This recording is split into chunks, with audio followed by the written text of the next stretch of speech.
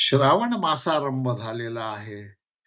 पहिला श्रावणी सोमवार येतो आहे आणि सद्भक्तांना काशी विश्वनाथाच्या दर्शनाची आस लागलेली आहे.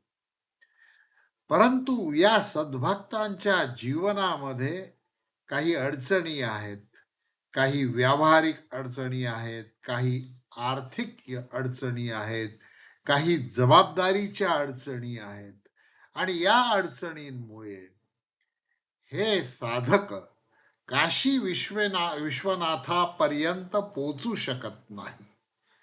परंतु भारतीय अध्यात्मक शास्त्र एवढं सखोल आहे की ते भौतिक गोष्टींच्या, अडचणींच्या, भौगोलिक अंतराच्या मध्ये येत नाही.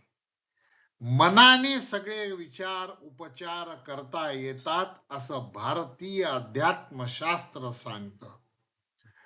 आणि त्यातलाच हा एक प्रसिद्ध श्लोक आहे, काशी यात्राम गमिष्यामी तत्रैव निवसाम्यहम इति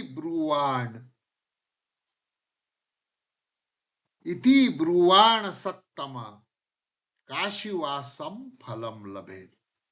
परत ऐका, काशी यात्राम गमिष्यामी तत्रैव निवासाम्यहम इति ब्रुवाण सत्तम काशीवासम फलम लभेत. फलित काय आहे? काशीवासाचं फल पाहिजे असेल तर तुम्ही तन मनानी म्हणा की काशी यात्राम गमिष्यामी, मी काशी यात्रेला जाईल, मी तेथेच निवास करेन, असं तुम्ही म्हटलं तन मन हृदयाने की तुम्हाला काशीवासाचं फळ मिळतं.